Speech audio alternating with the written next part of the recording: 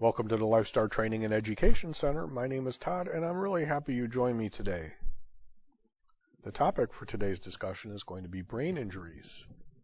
But that's a really broad topic because it includes strokes and CVA, so let's narrow it down a bit and only talk about traumatic brain injuries, or TBIs.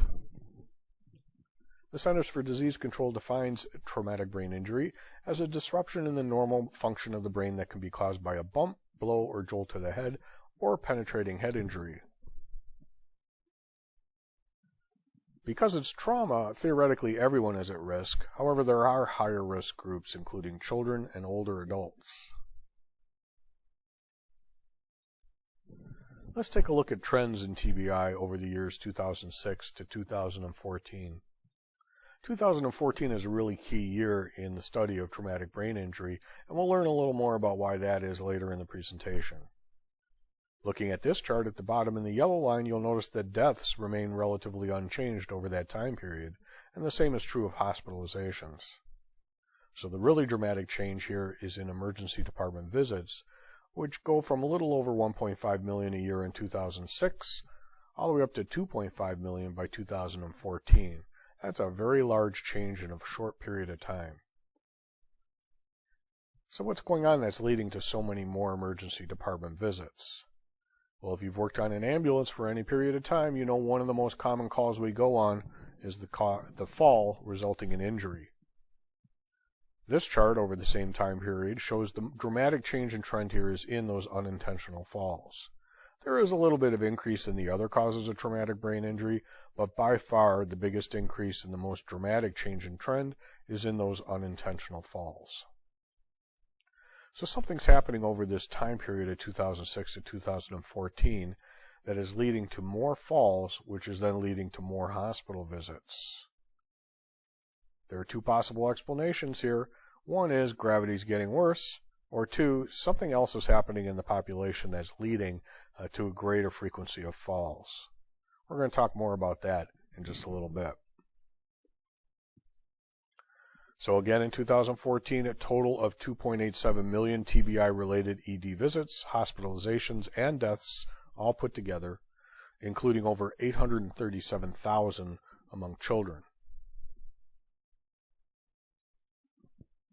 Although a TBI is caused by a bump, blow, or jolt to the head or a penetrating injury, not every time you experience one of those events will you have a TBI. TBIs in severity can range from mild, like a brief change in mental status or consciousness, to severe, for example, an extended period of unconsciousness or amnesia after the injury.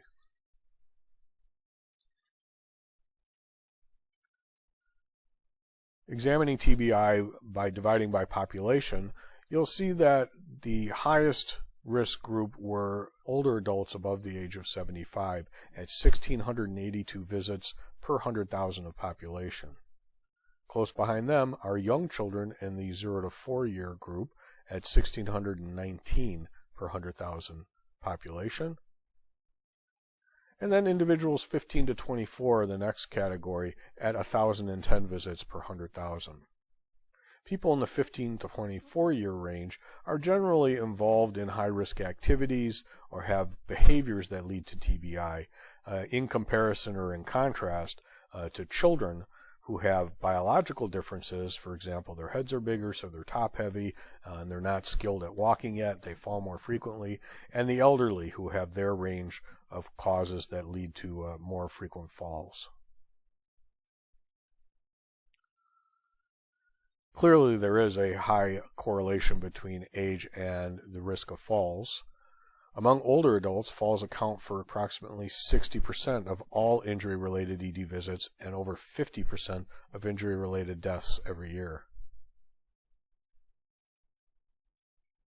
So the trend of medically treated falls is rising, and so are the older adult population. When you put those two things together, you have a significant burden on the healthcare system if more is not done to prevent falls. The Centers for Disease Control leads to a lot of published articles in scientific journals. They also make their data available to other researchers who want to ask other questions using the data that was gathered for studies that they were not involved in. So according to unpublished data from the CDC, more than half of all older adults, 53%, used at least one medication in 2013 whose adverse effects were linked to falls. This makes medication management a key component in reducing fall risk. Psychoactive medications are those that are used to treat psychosis, anxiety, depression, pain, and sleep disorder. They all affect the central nervous system and can cause adverse effects that increase the risk of falls. According to unpublished CDC data, older women are at an increased risk for medication-related falls compared with older men because women use more medications associated with falls, 50% of women versus 49% of men. Specifically, older women are using more opioids and benzodiazepines than men.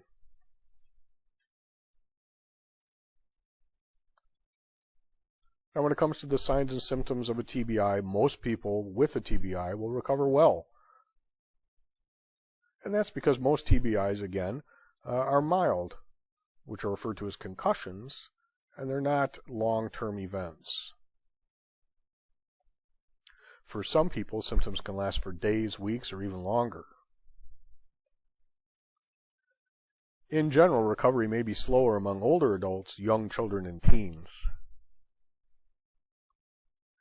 And those who have had a TBI in the past are also at greater risk of having another one. If you remember in EMT school, when we learned about sports injuries, there was a lot of discussion about concussions. That's also a major topic of discussion in professional sports, because as we know, once you experience one concussion, you're at much greater risk of experiencing subsequent concussions, and that can lead to repetitive injuries in players in those sports. The signs and symptoms of a traumatic brain injury are pretty dependent on what portion of the brain was affected by that injury. Here we see the human brain, and that blue portion is the frontal lobe, which we know controls concentration and problem solving and higher level speech. An injury to that portion of the brain is likely to result in lack of focus, irritability, and difficulty with language. Moving toward the rear of the brain, you have the parietal lobe. That controls your sense of touch and pain, and also your sensation of temperature.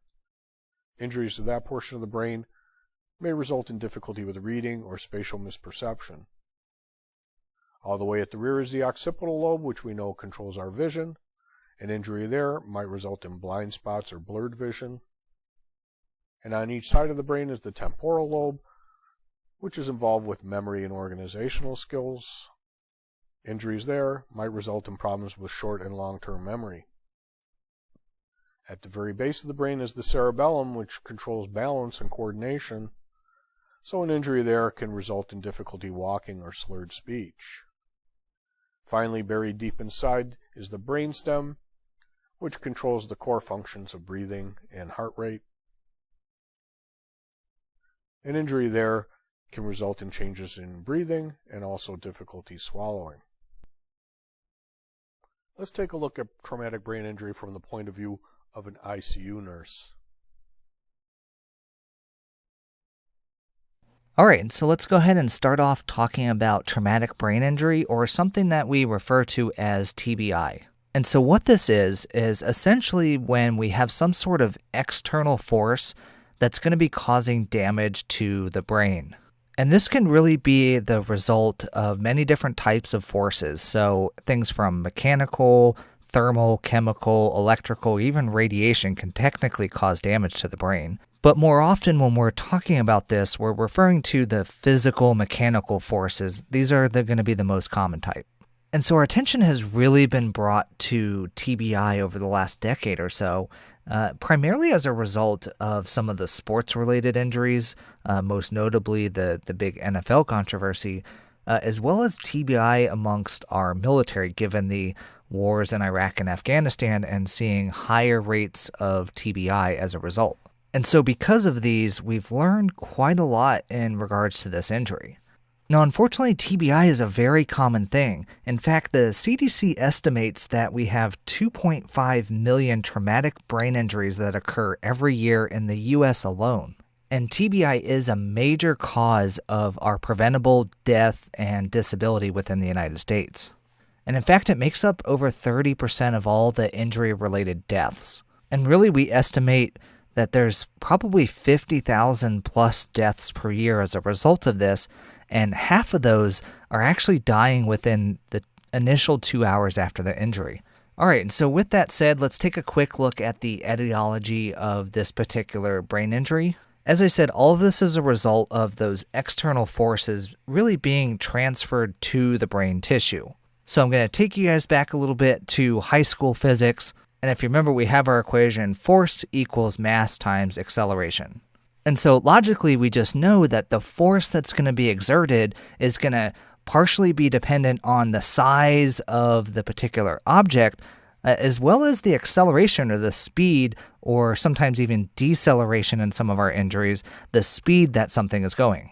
And ultimately, the impact that these forces have are going to be dependent on factors such as the amount of the force, the direction of that force, the duration of the force, as well as the rate and other things like that. And so knowing that we have these different factors that are going to play into the impact of this force, this actually leads pretty nicely into talking about our mechanisms of injury. So let's go ahead and talk about these mechanisms of injury. And there's really two different major types of mechanisms of injury. The first is going to be what we call blunt injury, and the other is going to be penetrating.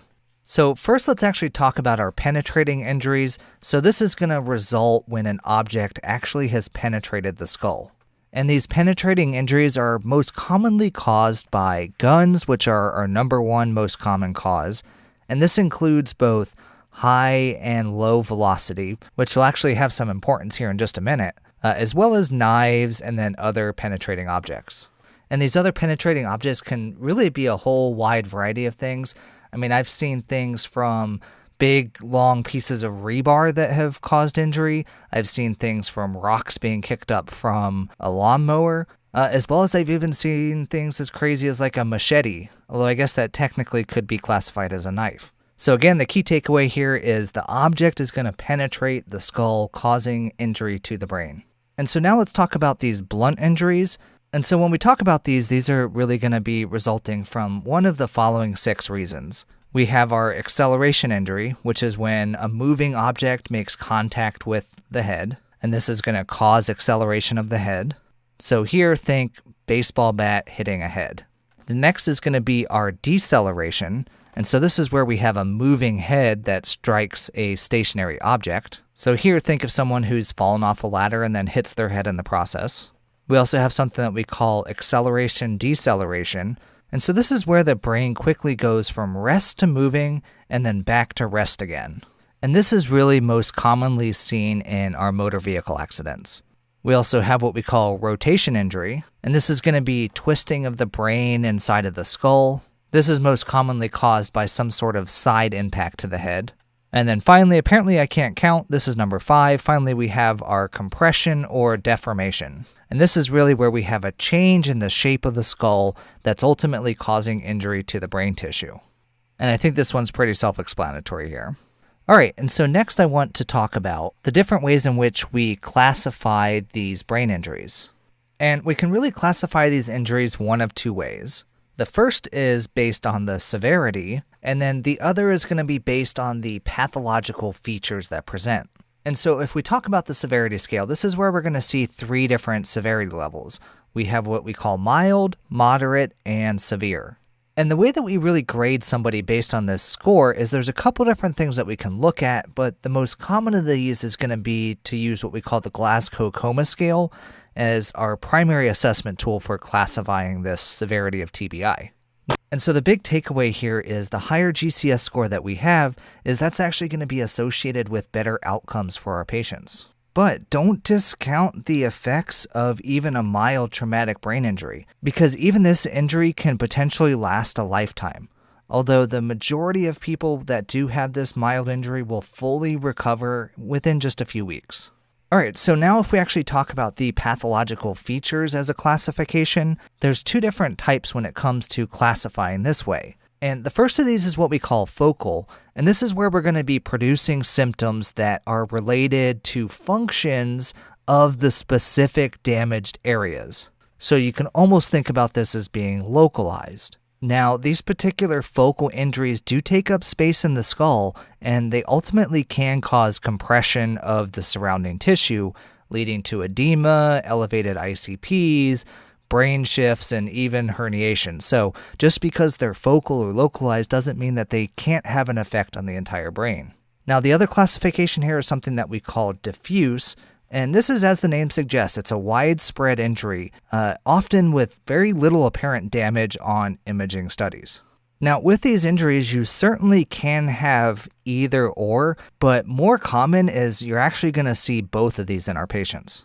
All right, so let's go ahead and move on from here. And I'm going to talk real quickly about something that we call head injury. This is basically a more broad term and technically does encompass the brain injury that we're going to talk about here in a minute. But things that we also consider a head injury that we don't consider brain injury are going to be things like a scalp injury and our skull fractures. Now, for a scalp injury, this is where we're going to have things like an abrasion, which is going to be that top layer of skin that's removed with maybe a little bit of bleeding, to a contusion, which is the skin isn't broken and we have a hematoma, and then finally a laceration in which we have the scalp, which is actually torn.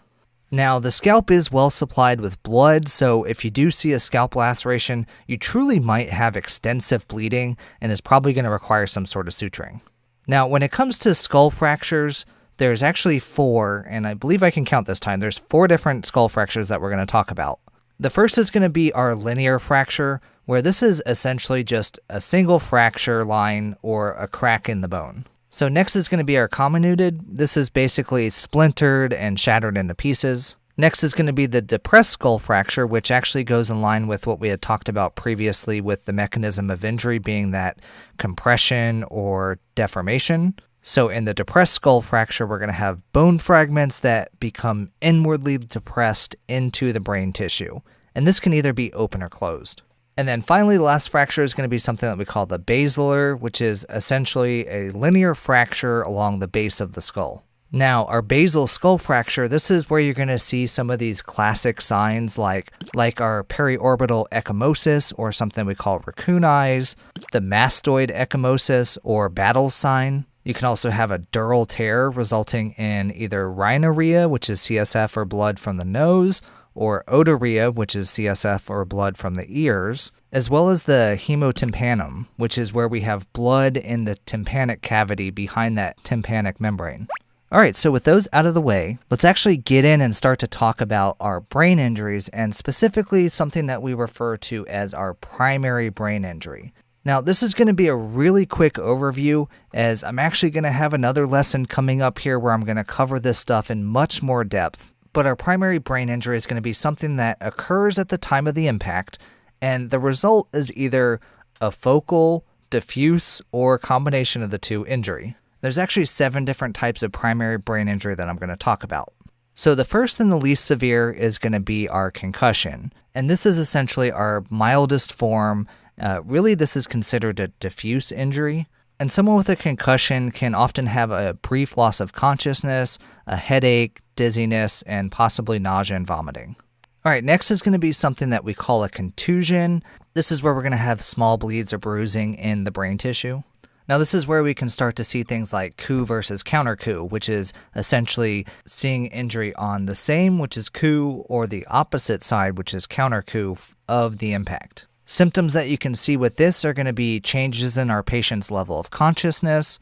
You can have central nervous system dysfunction, seizures, hemiparesis, hemiplegia, really kind of dependent on where this particular focal injury is occurring. All right, the next injury that I'm going to talk about is something that we call epidural hematoma. And this is where we have bleeding between the dura mater and the skull. And this one's often associated with skull fractures. Now, the epidural hematomas are usually the result of an arterial bleed, most associated with the middle meningeal artery that's located right under the temporal bone. But sort of our classic presentation for this, and certainly not everybody goes through this, is you may see somebody who presented with an initial loss of consciousness, but then regained consciousness for this period of time, something that we call the lucid period, followed by a pretty rapid decline in their condition. And that rapid decline is really a result of that fast bleeding hematoma, since it's an arterial bleed. Now again, some of the symptoms that we can see for this are again changes in our patient's level of consciousness, headache, seizure, vomiting, and then again, focal changes, and in particular, we could see ipsilateral pupil dilation. So here this hematoma is putting pressure on the brain tissue, causing this mass effect and elevating our patient's ICP. And in almost all cases, this is going to require emergent surgery for this hematoma. All right, so now let's talk about a subdural hematoma. And this is where we're going to see bleeding that's between the dura mater and the arachnoid mater. Now, the subdural hematoma is going to be a little bit different because this is going to be the result of shearing of these cortical veins that kind of bridge between the dura and the arachnoid. So typically these are going to be the result of an acceleration, deceleration, or some sort of rotational injury. So if you think about it here, now we're actually dealing with a venous bleed as opposed to that arterial bleed. Now, essentially, we're going to classify these as either acute versus subacute and chronic based on if symptoms are going to be present within the first 48 hours. Most often, these are going to occur a lot sooner than that. Now, here in these patients, we're going to see this progressive decline in their level of consciousness. They could have a headache, agitation, confusion, seizures, and once again, focal deficits depending on where the bleed is. And again, here, think the symptoms are usually going to develop slowly as a result of that slower venous bleed. Now, again, depending on the impact that this is having on our patient, that this could also require potentially emergent surgery or at a minimum, some sort of drain placement. All right, so the next bleed that I'm going to talk about here is something that we call the traumatic subarachnoid hemorrhage. And this is where we're going to have bleeding that's below the subarachnoid membrane in the subarachnoid space, but it's still outside of the brain tissue. Now, this is actually going to be pathologically different than a subarachnoid hemorrhage that we see as a result of an aneurysm rupture. And in the case of these traumatic ones, there often isn't any surgical intervention that can be done. Now, if we do see a decreased level of conscious in our trauma patients, that this is actually going to be associated with a poor prognosis. And given the nature of the space in which this bleeding is, that this may also present itself with an intraventricular hemorrhage as well. Now, for these patients, the symptoms that we're going to see are changes in level of consciousness, a headache, which is often described as the worst headache of their life, confusion, seizures, and once again, focal deficits. All right, and the next bleed that I'm going to talk about is something that we call our intracerebral hemorrhage. And this is where we have bleeding in the actual parenchymal tissue of the brain. Now, this bleeding can occur in a lot of different places throughout the brain, depending where the particular vessel is that's injured. But it's important to know that this is not to be confused with the intraparenchymal hemorrhage, or IPH, which is the result of a non-traumatic bleed inside the parenchyma. Now, this bleed is usually associated with severe acceleration, deceleration injuries or penetrating injuries. And the symptoms that we'll see here with this is, once again, changes in our level of consciousness, headache, focal deficits, as well as an elevated ICP. All right, and then finally, the last injury that I want to talk about is something that we call our diffuse injury. And this is really something that exists on a continuum of severity, from concussion being our least severe diffuse injury all the way up to something that we call diffuse axonal injury, or DAI. And essentially, in the case of DAI, this is where we just have this diffuse injury, this diffuse shearing of these axons. And then these patients are going to present with the loss of consciousness and coma and abnormal posturing. And again, as I had mentioned earlier, oftentimes these are going to appear normal on the CT, and if anything, you just might see this diffuse edema as a result. So our patient's prognosis is really going to be based on the severity of this injury, although for our really severe cases, the prognosis is really poor. All right, so those are different types of primary brain injuries. Next, I want to just move on and talk about, real quickly, something that we call our secondary brain injury. Now, again, this is going to be a very quick overview. as again, I'm going to do another lesson specifically looking at these secondary brain injuries more in depth, really when I'm talking about the management of brain injury. But essentially, the secondary brain injury is a continuation of damage to the brain that is as a result of physiological effects from the primary brain injury. And so basically what's happening here is the primary brain injury is going to lead to this cascade of ischemia and cellular level changes that are going to lead to additional neuron cell injury and ultimately cell death. And some of the major contributors to this are going to be things like hypoxemia, hypotension, anemia, increased intracranial pressures, impaired autoregulation, either hypo or hypercapnia, same thing, either hypo or hyperglycemia, various biochemical changes that are taking place, as well as our patient's metabolic demand. And so ultimately, when it comes to the management of these patients, that this is going to revolve around minimizing these secondary injuries, ultimately by increasing the cerebral oxygen delivery to the brain and decreasing the cerebral metabolic demand. So some of you out there might be rolling your eyes thinking this really doesn't have much to do with pre-hospital EMS.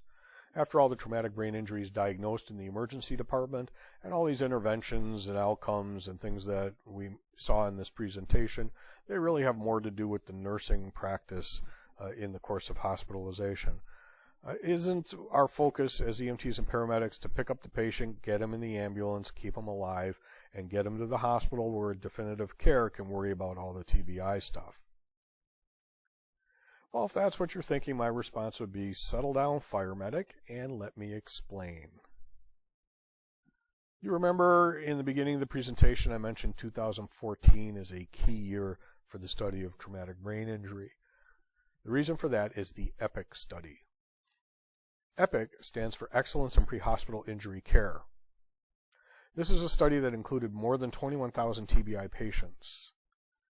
And what the EPIC study did is it taught paramedics to focus on 3 different dimensions of pre-hospital care. And by focusing on those 3 different dimensions and applying skills in those 3 different areas, the results of the EPIC study showed a doubling of the survival rate in severe TBI victims and a tripling of the survival rate in those who were intubated. In the study, more than 11,000 paramedics from 130 EMS agencies across Arizona took a 2-hour training session on pre-hospital TBI treatment guidelines. Those guidelines focused on these 3 areas: the avoidance and treatment of hypoxia, the prevention and correction of hyperventilation, and the avoidance and treatment of hypotension. The before and after analysis included 21,852 patients with moderate, severe, or critical TBI. 15,228 of those were in the pre-implementation period, and 6,624 were in the post-implementation period. Here are the exact statistical results. First, overall, survivability was not affected by the new guidelines. But in the subgroup of severe TBI, the adjusted odds ratio was 2.03. That means a patient with a severe TBI was 2.03 times more likely to have a successful hospital discharge after the implementation of the guidelines in those 3 treatment areas. And in the severe intubated TBI subgroup, the adjusted odds ratio is 3.14, meaning a patient was 3.14 times more likely to be successfully discharged from the hospital after the implementation of those new guidelines. The author of the study says the results are astounding and show that the first 20 minutes of care dramatically impacted the final outcome. So this is very much a pre-hospital treatment issue. The last 40 years of attempts, the author says, to find ways to improve brain injury outcomes in the pre-hospital setting is literally a graveyard full of failed drugs and procedures. And the most important point is these 3 areas, hypoxia, ventilation, and hypotension, are areas that we already understand. We already have the skills necessary to address those issues. It doesn't require that we buy new equipment. It doesn't require that we change our protocols or procedures, anything other than focusing on those three areas. And these things can be applied anywhere in the world. So what are the EPIC treatment guidelines that led to such a radical change in the severe TBI and the severe intubated TBI patients? Well, the first overall treatment goal was continuous O2 saturation monitoring, continuous end-tidal monitoring in intubated patients, and monitoring of systolic blood pressure every 3 to 5 minutes. Now, in these three treatment areas, the first area was management of airway and oxygenation. And the clinical axiom, or the rule that they were following, is a single real reading of O2 sat below 90% is associated with a doubling of mortality. Now, they say real reading because we all get those false readings on the pulse oximeters when we're not getting a good signal. But a single real reading below 90% is associated with doubling of mortality. So the treatment guidelines under this area are continuous high flow O2 for all potential TBI patients. So that's right back to the EMT basic class that says you put a 15-liter mask on all trauma. In this case, potential TBI patients, but we're still back to putting high flow O2 on a lot of patients. If the high flow O2 doesn't correct any hypoxia that you see, then the focus is on airway positioning. And if the airway positioning and the O2 hasn't corrected the hypoxia, then it's time to intubate. And once you intubate, you need to confirm the ET tube placement by multiple means. End-tidal readings, visualization past the vocal cords, chest rise, auscultation, or a colorimetric device. The second treatment area is in the management of ventilation and preventing hyperventilation. And the clinical rule there is in independent studies, hyperventilation has been associated with doubling of mortality in TBI patients. And some studies even found minor hyperventilation can increase mortality up to 6 times. So the treatment guidelines here involve the use of pressure control bags for BVMs. A pressure control bag is a bag that prevents overinflation of the lungs while BVMing the patient. They also encourage the use of ventilation rate timers. That's like the metronome on the cardiac monitor that helps you time out your chest compressions, but this is a metronome that counts out ventilations when you're bagging a patient. And the target here is 10 breaths a minute, or 1 every 6 seconds. And the target tidal volume for ventilators should be 7 cc's per kilogram. The third area of treatment focus is management of blood pressure and preventing hypotension. And the axiom here is a single episode of a systolic blood pressure less than 90 millimeters of mercury was associated with a doubling of patient mortality. So the treatment guidelines are to gain IV and IO access early in order to administer fluids. They did conclude that you should not treat hypertension in a patient. If the patient is hypertensive, then the IV fluid should be lowered to TKO rate with the goal of staying below 140 if possible. The overall goal is to keep that systolic blood pressure above 90 millimeters of mercury.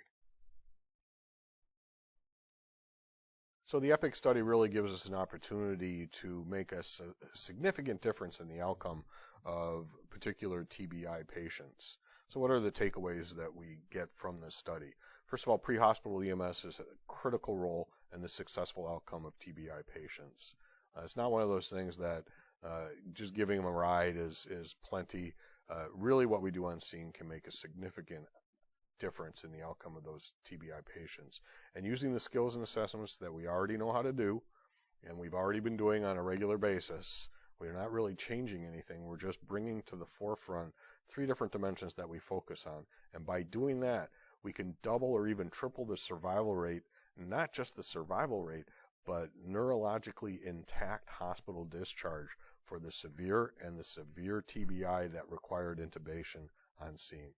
So those 3 dimensions, again, we need to focus on oxygenation. And I know over the last 5 years we've been kind of laughing and joking about how we told all the EMT basics that put oxygen on everyone, 15 liters for everyone, BSI, scene safe, and then throw the oxygen on. But when it comes to a potential traumatic brain injury, that really is true. You have to throw the oxygen on and focus on oxygenation in order to keep that cerebral perfusion up. And the second thing is the hyperventilation. We got to really focus on not hyperventilating those patients. And whenever we do airway training and intubation training, we always talk about not squeezing that bag too often or too hard. Here it really is critical that we not hyperventilate those patients. Whoever is in charge of BVMing that patient has to be really focused on no more than 1 breath every 6 seconds. The third thing is avoiding hypotension. Again, this is about maintaining that cerebral perfusion pressure and making sure that we don't let that systolic get below 90. Other traumas, we talk about permissive hypotension. In this case, we have to keep that systolic blood pressure up. So those 3 things can lead to really significant dramatic improvement in the outcome of our patients. Now let's take a look at a few traumatic brain injury transports that we've done here at Lifestar. So this first case is a interfacility transport of a brain injury patient. You'll see in the upper right-hand corner the primary impression of the crew was brain injury, and the secondary impression was altered mental status. And then the chief complaint of the patient was right ankle pain, which I just find amusing. Under signs and symptoms, the cognitive functions and awareness, he had altered mental status. Let's take a peek at the narrative so we have the basic story of what happened with this patient. The ambulance was dispatched code 2 to Aurora Medical Center in Grafton for the transport of a 61-year-old male to St. Luke's for higher level of neuro care for a brain bleed. They received a report from the sending RN saying he suffered a fall at home on the 23rd. I believe this is about 4 days after that. The patient admits to alcohol abuse. Today, the patient was driving his vehicle when he wound up in a ditch, not knowing how he got there. I happened to be listening to the radio that day, and I did hear the Grafton Fire Department ultimately dispatched on this call. The interesting part is this guy wound up in a ditch in his car, not knowing how he wound up there, and they did not call the fire department. They sent police to the scene. Police then requested a tow truck to the scene, and the guy was allowed to get in the tow truck. And then in the tow truck, you'll see he had a seizure in the cab there, and EMS was finally paged at that point. No explanation as to why the officers didn't think a guy in a ditch who had no idea how he wound up there didn't require an EMS evaluation, but that's pretty much on them. The patient's alert and oriented status varied from ANO1 to ANO3. He had a small left-sided brain bleed. Patient complains of right ankle pain from the fall and has a bruise under his right eye from the same fall. He has magnesium running and will be started on Keppra. We're not sure, I don't see anywhere in the documentation why they were running magnesium. And the Keppra would be obviously an anti-seizure prophylactic based on the brain bleed. The patient will also be sent with potassium to be started when the Keppra has completed. No direct explanation for why potassium was there, except undoubtedly they ran blood labs and found that he had low potassium. Patient requires transport to ASLMC for higher level of neurocare. Requires transport by ambulance due to seizure-prone fall risk, altered mental status, continuous IV therapy, and cardiac monitoring. So we do like to see that sentence in the narrative explaining why he's going by ambulance. And then you have the assessment paragraph here. Patient found lying in semi-Fowlers on the hospital bed, no acute distress. He's alert to person in day. Skin is pink, warm, and dry. Breathing eupnic. Patient denies chest pain, difficulty breathing, nausea, vomiting, diarrhea, and dizziness. Those are all good pertinent negatives.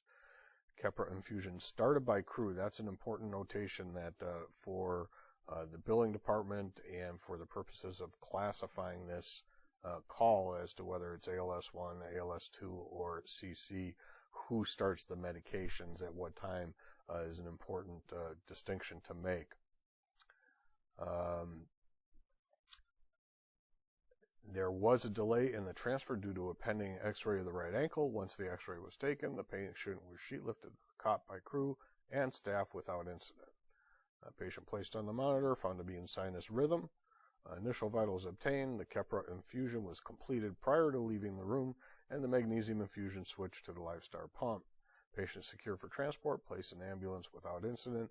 Potassium infusion initiated. Again, important to indicate who started this infusion and where it was started. Vitals as noted, and the transport was uneventful, brought down to the St. Luke's Neuro ICU, unchanged condition, and the reports and paperwork are all delivered. So good narrative, good observations, and important to note that the medications were started by the crew and not by the staff at the hospital prior to arrival. Under the history, we do like to see the history there. It's detailed. You have other history, BPH, erectile dysfunction, and tobacco user are relevant for a neurological assessment down the road. And it's just a good detailed history, medications, and allergies for this patient. And then I also note here there's a 4-lead cardiac monitoring here. And so the question is, do we need to do a 12-lead on this patient? What do our treatment guidelines and protocols call for? Do you remember on a CVA, this is a brain bleed, so it's a cerebrovascular accident of some sort, whether it's spontaneous or traumatic. So are we supposed to do a 12-lead on this call according to our treatment guidelines?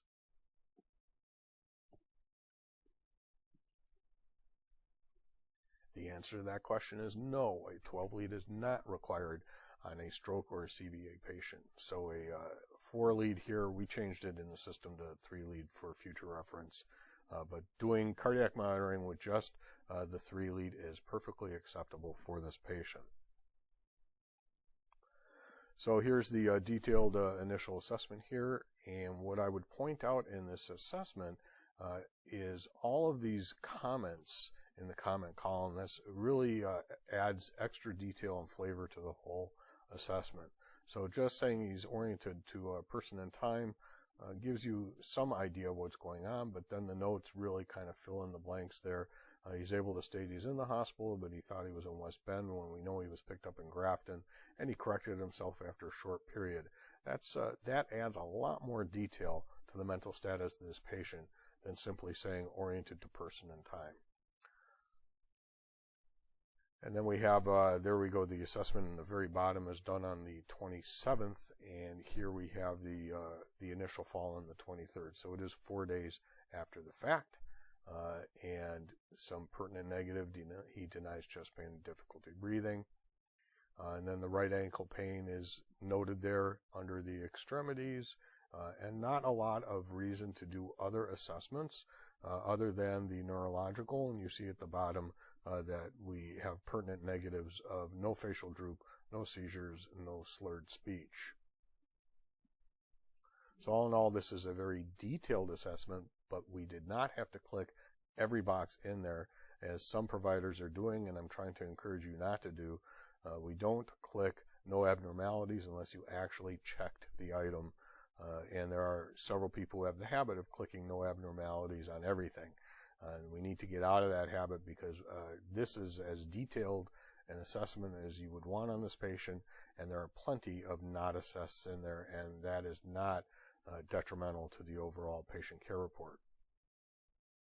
So here under flowchart, we have several prior to arrivals, the mag sulfate infusion and the IV therapy are listed as prior to arrival, and over to the right there's no provider listed, and that's not really required. I would point out, however, that there is an option when you have a prior to arrival that I'd like to show you. Right here, as you're putting in your IV therapy or whatever medication has been given or whatever intervention has been done, and you've clicked prior to arrival on the top, when you get down to the provider here, you can click that other button. And that other button will let you list the ER or the hospital staff as the provider that initiated that. So when you have your flowchart summary, this is a different call that I was on, but when you have a different summary of all of your flowchart interventions, you'll notice it'll say treatment by, and then it just lists the hospital instead. Just an option for you. It's not required. You can leave that blank if you want. It is not a validation required item.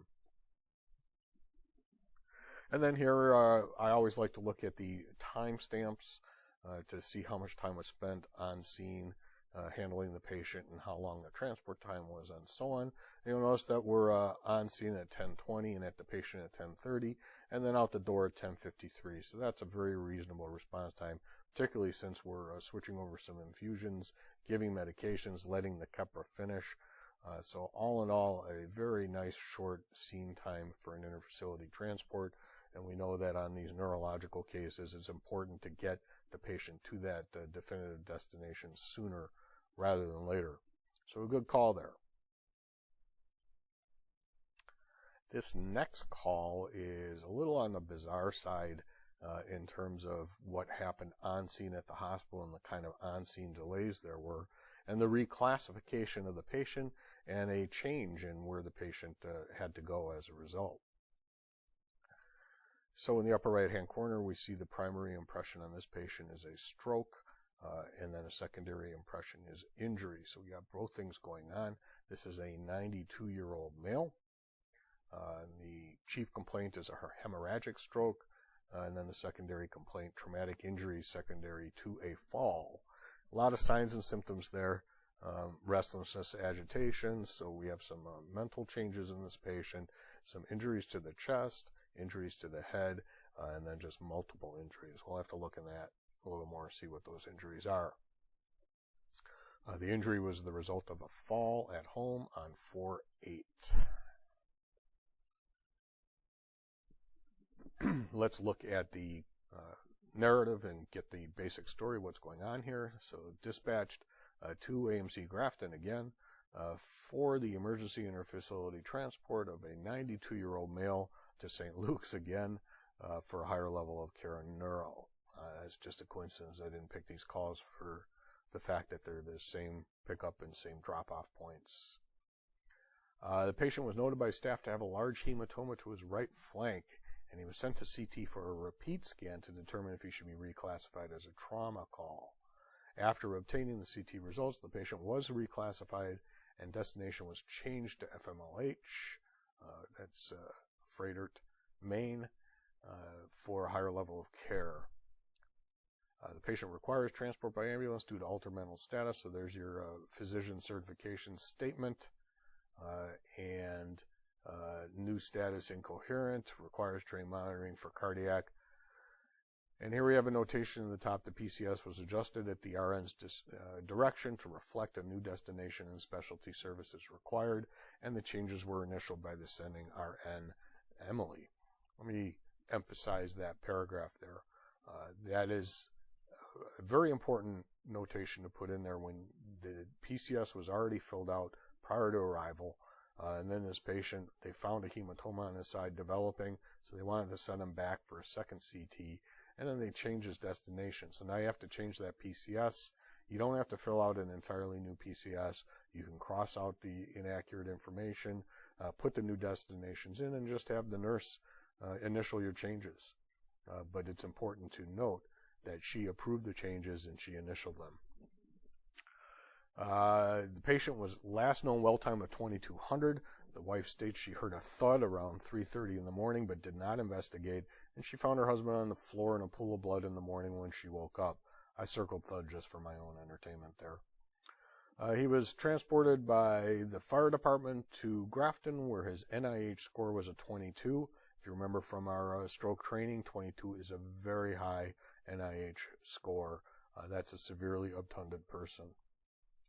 His CT scan revealed a subarachnoid bleed and an interparenchymal bleed. The second scan revealed a large kidney hematoma on the right side, and he received 1,000 milligrams of Keppra around 11:15. We have a very limited medical history. His known history, hypertension, BPH, and then likely history of asthma. And then a notation, ASA and Plavix, but no thinners. That's terrific, especially on a trauma call as well as a Hep B call. You want to know what kind of thinners and antiplatelets are running in this patient. Then, very important, the assessment here, the patient was found GCS of 7 and then detail, no verbal or eyes, withdrawal from painful. So we know exactly why he got that score of a GCS of 7. He makes purposeful movement by raising his head to assist with placing his, I assume that meant pillow. And that's an important observation as well. You have a patient who's nonverbal and altered in his mental status, but he can tell when you're bringing a pillow to him and he lifts his head to help with putting the pillow underneath. That's very purposeful movement, and it shows some cognitive function there. There's a patent 20-gauge IV in the right forearm, multiple contusions, abrasions, and lacerations with ecchymosis in various stages of healing, found on all parts of his body. That also I find to be a pertinent assessment. When you have ecchymosis or bruising in various stages of healing, this is somebody who's been injuring himself over a period of time. It's not just one discrete event. These are multiple injuries that occurred at multiple times. Bleeding is controlled, rapid, appears effective and good tidal volume, no accessory muscle use noted. And then we have the transferring to the cot and transport to Frederick Memorial Lutheran Hospital. And they went lights and sirens again. You see the notation there, per MD request. That's a relevant observation as well. And then he was brought to Trauma Bay D. So he went straight to the Trauma Bay at Frederick. And there is an addendum added by the crew to explain why an additional EMT was required for the call. This call, they did have an extra person in the back of the ambulance. It was actually requested as a CC transport. There's nothing in the transport that is critical care, but the sending nurse equated critical care with the highest level of possible care, which is not always the same thing. But she wanted a CC rig, so that's on her. She requested it specifically. So we did send a CC rig for this, which meant that there was additional personnel in the back, and so we have to justify that additional personnel. So there's this addendum asking that the crew explain why the nurse requested it. And she requested it because she felt that this patient was circling the drain, may be borderline critical and might need an RSI, and so she wanted that critical care crew there. Here we have the assessment, and again, we like to see the extra commentary in that comments column, which kind of it just adds to the flavor and the detail of the assessment. So responsive to painful stimulus, an NIH of 22 and a GCS of 7. Lovely, dry, flaky skin, multiple contusions, abrasions, lacerations, secondary to the fall. He will not open his eyes, facial abrasions, contusions, and ecchymosis. Then at the very bottom under neurological, it is a brain bleed. It is a neural call, so it's important that we have some detailed assessment there. You can't really do another NIH while you're moving, but we see a repeat of the NIH score of 22 to remind us, and then unable to assess neurological status other than obvious purposeful movement. So we have some detail there saying that we just can't do an assessment on this guy. We're bouncing down the road.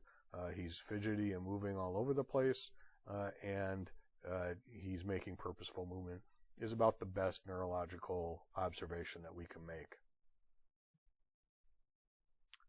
Here under the history, we again have detailed medications, allergies, and the history is pretty limited, just hypertension and BPH and possible asthma. Then we have a good number of sets of vitals here. The GCS ranges between 7 and 8 for the entire trip. The vitals appear to be more or less stable. Good pulse ox is there. Respiratory rate's a little elevated. And then the prior to arrival, again, on the right, you do have the option of indicating prior to arrival and who the provider was that gave it. Again, if you leave it blank, it's not that big a deal. And then to look at the scene time, we always want to check scene times and see how we're doing. You'll notice that we have an at-patient time of 11:55, but we don't depart until 13:06. That's a long scene time of over an hour. And here we have at the bottom under scene delays. Many providers are failing to click no delay in all those, but when you do have a delay, it is even more important to go in and indicate here it was a staff delay. They had to wait for that second CT, and then there was a long wait while they contacted Freighter and got a hospital to accept the patient and to change the destination to the new hospital. So it's very important to document those changes in those delays. And that's the end of call number 2.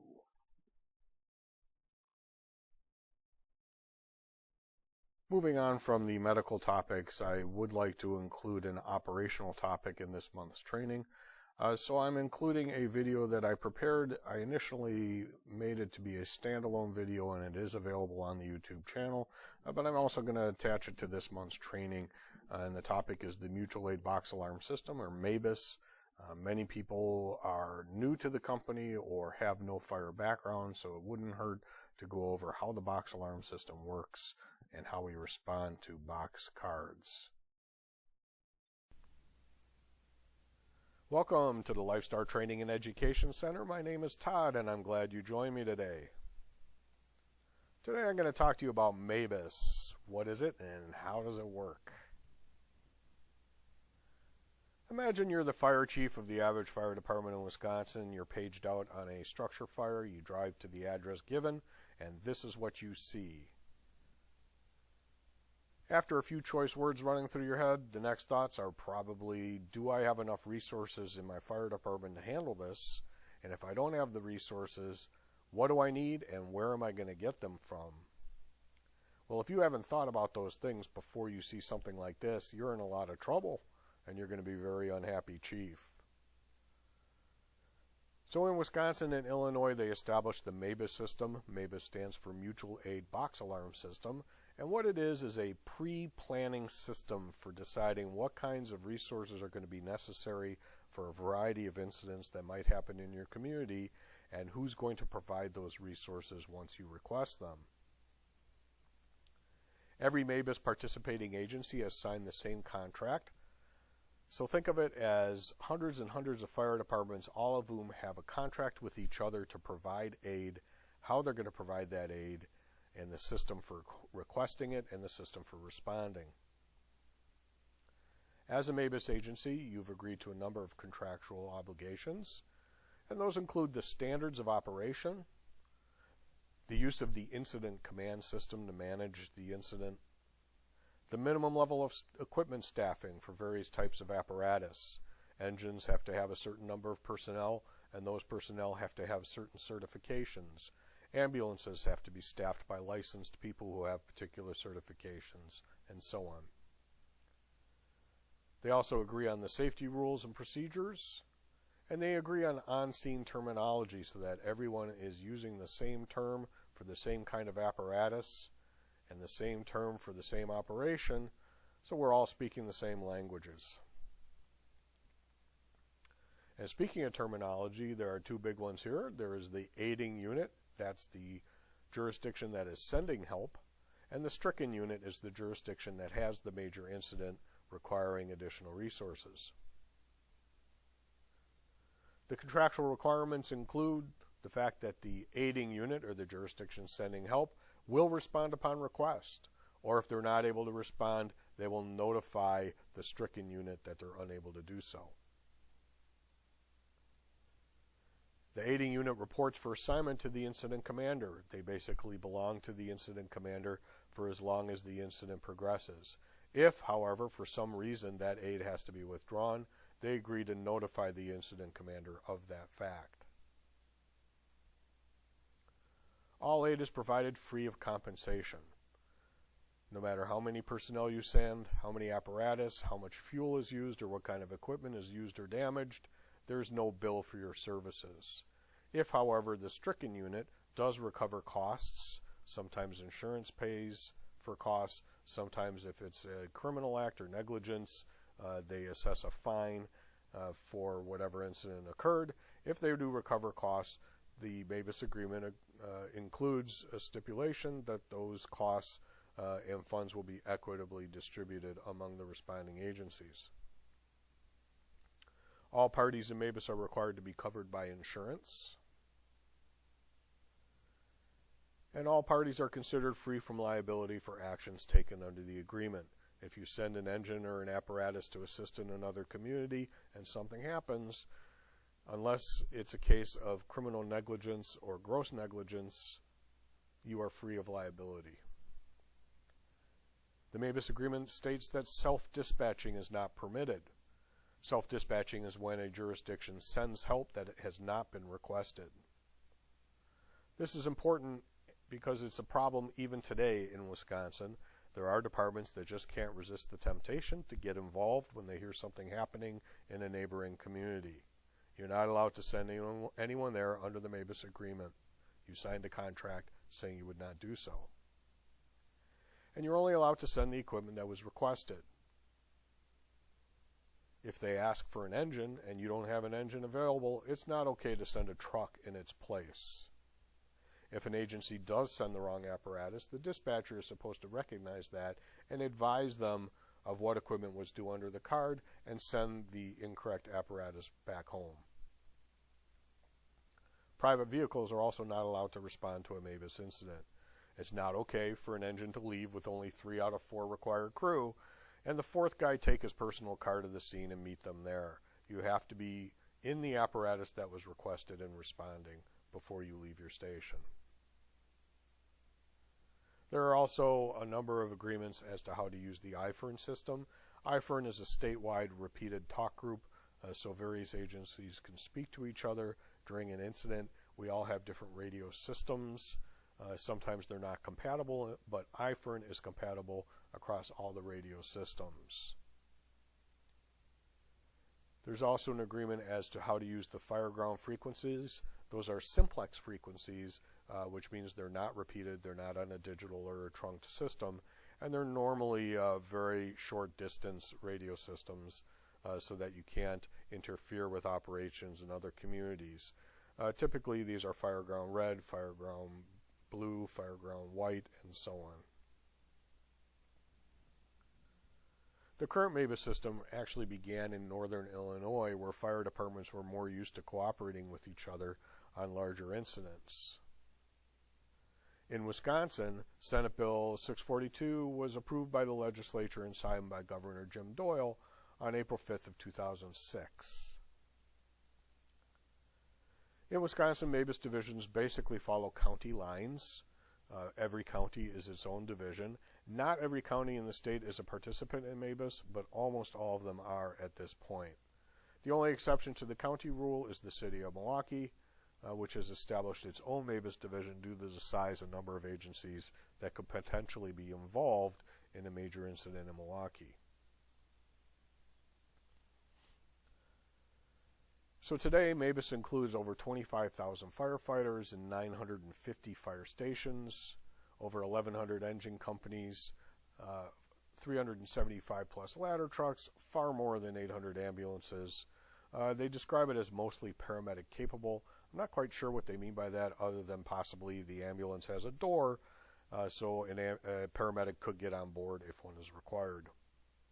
There are more than 150 heavy rescue squads and 135 light rescue squads, and then far more than 275 water tankers. They also have specialized teams for hazmat incidents, water recovery and water rescue, and then technical rescue teams. Technical rescue generally refers to underground rescue, confined spaces, and things that require ropes. At Lifestar, if you log into your EMS manager and you click on the storage button, you'll notice there's a folder that says MABAS, NIMS, and ICS. If you click on that folder, you'll see that there are many, many MABAS box cards that are stored there. If you respond to an incident somewhere, you can always log into your EMS manager on the way and download the appropriate box cards so you'll have an idea of who else might be responding to that incident. It also tells you a little bit about what's going to be expected of you. Let's take a look at a typical box card, and the first thing you'll notice is there are a lot of boxes on the box card, hence the name. I chose Hartford because Hartford is a department that we do respond to on a regular basis. Let's zoom in a little bit at the top of that box card. And you'll notice first this is the jurisdiction of Hartford. This is box number 16-2-2. It's in Division 111. And the nature of the card is a structure fire in a non-hydranted area, which means they'll need tenders to bring in water. And the specific location is the township of Hartford and Rubicon. Over here on the left side is the alarm level. A still alarm is generally any alarm that can be handled by the individual fire department. If they're in a still alarm situation, they don't even really call the box alarm at all. That just means Hartford's going to handle its own business. But there is a next level up called a working still. A working still is not a MABAS event, but it is on the box card for dispatchers to reference. A working still means we have an incident, we might need a little bit of help, but we don't want to activate the MABAS division and make this a formal incident. So in this working still, if you'll notice, there are engines from Hartford and St. Lawrence would be involved, tenders from Slinger and St. Lawrence, an ambulance would come from Hartford, nowhere else. St. Lawrence would send a chief to help. Special equipment would include the Slinger RIT, which also has the capability of replenishing the air tanks for the fire department. And then they may need to call We Energies Gas and Electric. And over on the right, you'll notice in a change of quarters, Lifestar ambulance would be sent over to backfill the Hartford station. We're going to talk about that more in a little bit. Above the working still level, it actually becomes a MABAS event, and that's a box alarm. If they were to call box 16-2-2 to the box level, you'll notice that Lifestar would send an ambulance to the scene of the incident. And for change of quarters, then, Germantown would send an engine to sit at the Hartford Fire Department to cover any additional fire calls, and Richfield would send an ambulance to sit at the Hartford Fire Department to handle any EMS calls that come in during this incident. You'll notice at the bottom there are various box levels, box, second, third. Frequently they go all the way up to the 5th level. So what would happen if you're in a MABAS at the box level and it got elevated to the 2nd box? Well, in the change of quarters, you'll notice there's a Richfield ambulance and a Germantown engine. The Germantown engine in a 2nd box would then move up to the scene. Just below there, you'd see Hustisford would then be asked to send an engine to backfill the station. But the Richfield ambulance would remain in their change of quarters unless it gets elevated to the 3rd box. If it got to the 3rd level, then Richfield would move up to the scene. And over on the right, you'd see West Bend would then backfill with an ambulance, and Woodland would send an engine. At the very bottom of this same card, you'll notice there's some additional information. There are excavators, which are frequently required on a structure fire. If the house is a total loss and you need to plow that house into the foundation for safety, that's where they would get the excavators.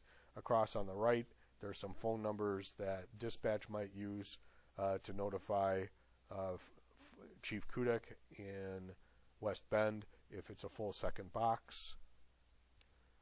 And then Red Cross's phone number is there in the Milwaukee Fire Bell. They come and provide sandwiches and hot drinks for the firefighters. And at the very bottom, there's some useful information, including the address of the fire department and the location of the Knox box, so you can get in if you need to. Now, what kinds of MABAS cards are there? Well, in Division 111, there are 9 cards available, and this is very common across the divisions in Wisconsin. So you might have a structure fire in a hydranted area, so water is available, or a structure fire in a non-hydranted area, which would require the use of tenders to bring in water. The third type of box is an EMS or life safety box. We're going to talk about that in a little bit.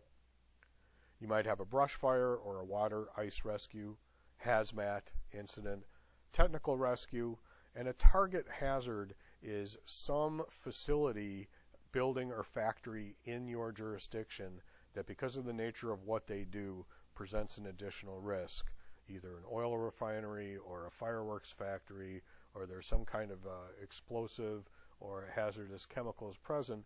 That might require some special pre-planning for different kinds of resources. That would be considered a target hazard. And then at the bottom, a disaster. Disaster is when all hell is broken loose and all sorts of resources are required in order to deal with it. There is a standardized box numbering system.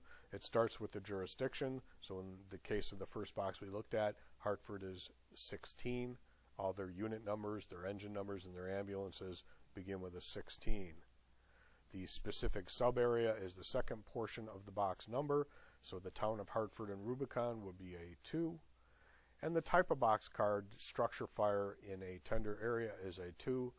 So box card 16-2-2 means a Hartford in the town of Rubicon structure fire tender box. Life safety box is something of particular interest to Lifestar because we provide ambulances. So let's take a look at Richfield's Life Safety Box 19-1-3. Life safety is an incident that requires a large number of ambulances and other resources, but is primarily a mass casualty type of incident or an incident with so many risks to patients and the possibility of a high number of patients that you need lots more ambulances than you would get under normal circumstances.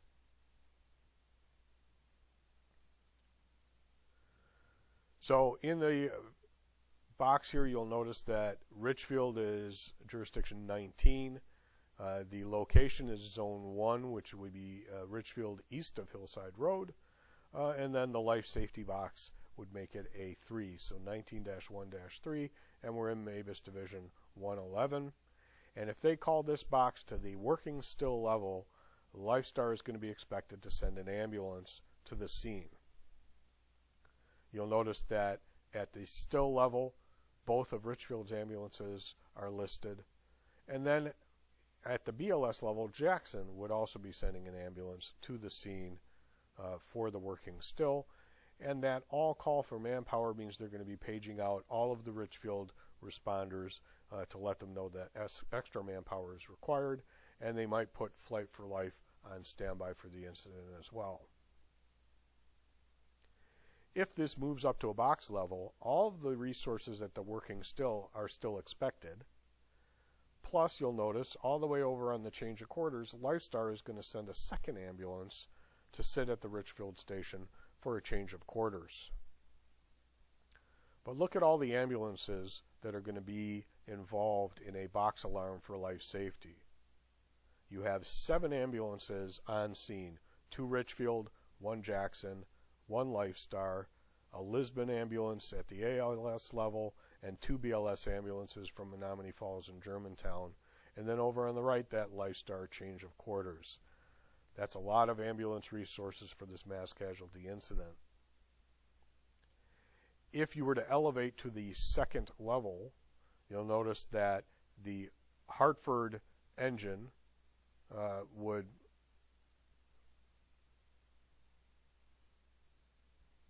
move over to the engine section there. So you have an additional engine on scene. And you'll notice that the notation says JAWS. So Hartford is to send an engine that has hydraulic extrication tools on board. The Hartford chief would then move up to the scene. And the Lifestar ambulance, the second one, would also move up to the scene. That one can be BLS in nature if that's all we have. So in addition to the 7 ambulances that were already there, we're adding a West Bend ALS ambulance, a Sussex BLS ambulance, And then Hartford is sending an ambulance to backfill the station.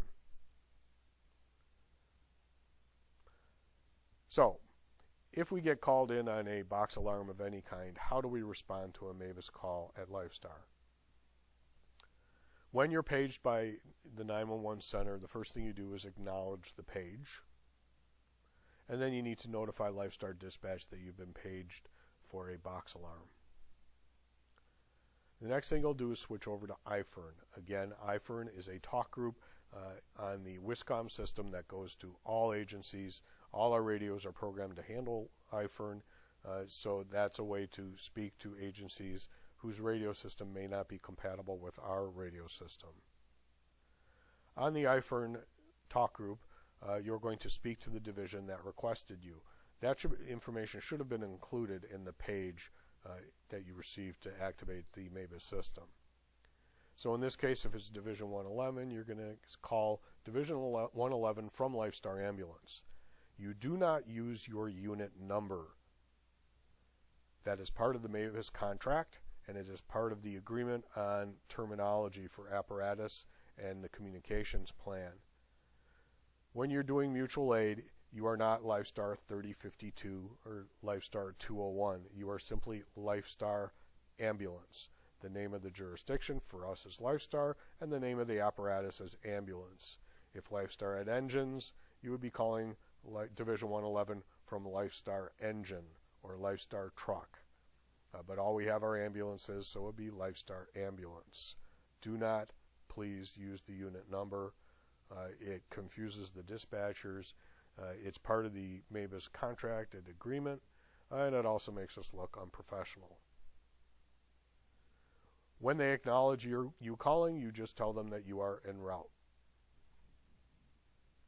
When you arrive on scene or at the change of quarters, if that's what the box card calls for, you call the same division and you inform them that you are on scene.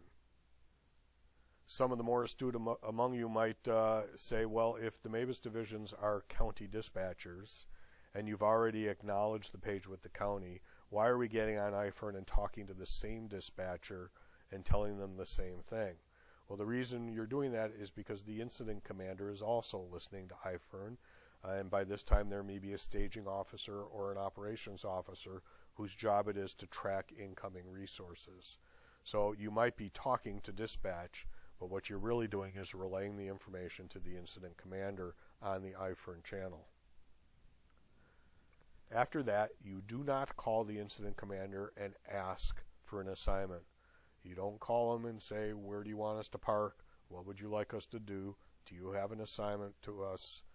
All of those are signs of amateurs, and you're also interfering with the incident itself. The incident commander is busy.